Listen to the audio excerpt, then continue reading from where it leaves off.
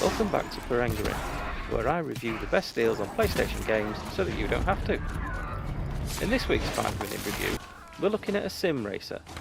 With Gran Turismo 7 still costing up to £70, some of us really need a cheaper option.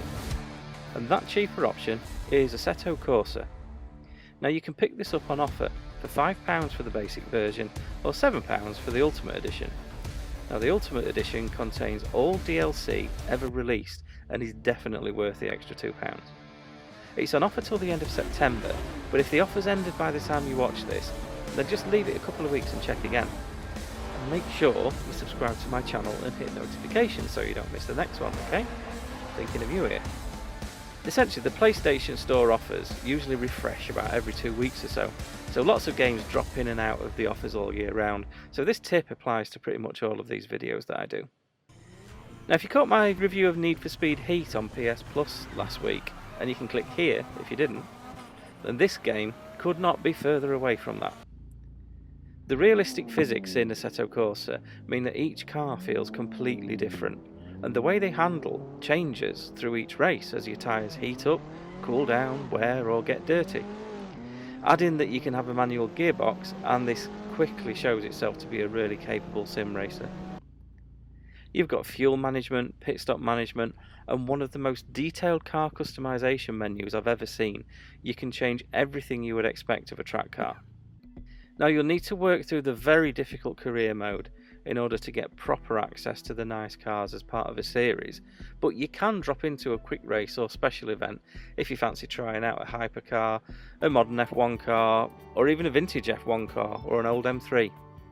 And when driving the vintage cars, you get a real sense for the old technologies. The brakes are really spongy and poor and the handling is awful. It makes you really appreciate the skill of the people who raced these sorts of cars years ago. Now you can swap over to a modern hypercar, and these all have really well produced models inside and out and active aerodynamics that you can see working on the car. These things will stick to the road in a way the vintage models can only dream of, but they add a new sense of challenge in the sheer speeds that they can reach. Driving itself is very difficult, but just as rewarding. Choose a car with no ABS and you'll easily lock a wheel if you get your braking wrong, get your tyres dirty and you'll need to clean them up again before you can push on. When you do get it wrong, and you will get it wrong, the damage system is good, if a little limited visually. Mechanical damage can happen, so this will affect your driving, it will affect the way the car moves, but you won't have pieces of bodywork or wheels flying off. For the sake of immersion, I think that would be an improvement. Formal racers have a full flag system in place, so you can definitely expect a black and white flag quite often, especially while you're learning. Onto the graphics. The graphics themselves are great. The car models are detailed inside and out, and whilst they're arguably not quite up there with the other option at this price point, namely Project Cars 2, at least Assetto Corsa is playable on a controller. In my view, Project Cars 2 isn't, and let's face it, if you have the budget for a force feedback wheel and pedal set, you can probably stretch to GT7 anyway. The list of tracks is modest, and the environments either side of the black stuff are actually quite bare when you compare them to more recent titles. But the tracks themselves are laser scanned, so they're incredibly accurate, and that includes imperfections in the road surface, so that adds even more to the driving. Many of the tracks do include a number of variations, so even if the list does look a little short, you'll actually have plenty of variety to choose from, and obviously it includes some of the staples that you would expect, Silverstone, Laguna Seca and the Nürburgring Nordschleife. When it comes to the car list, you've loads of choice here. You've got basic models from mainstream manufacturers like the Fiat 500, some Alfa Romeos in there, you've got the Celica, you've got a good brace of Porsches and Lotuses in there, then you've got the expected supercars, McLarens, Lamborghinis, a good selection of Ferraris.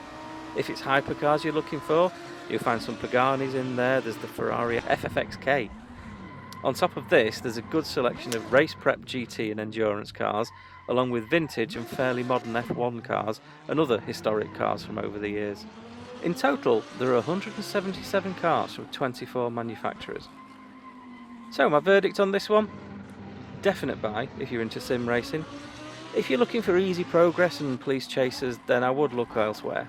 But if you want a challenging and rewarding sim racing experience and are happy to put in the time to get to grips with it, then this will be £5 well spent. So thanks for watching the video, I hope you enjoyed it. Please remember to like and subscribe and hit the notifications, and I will see you all next time.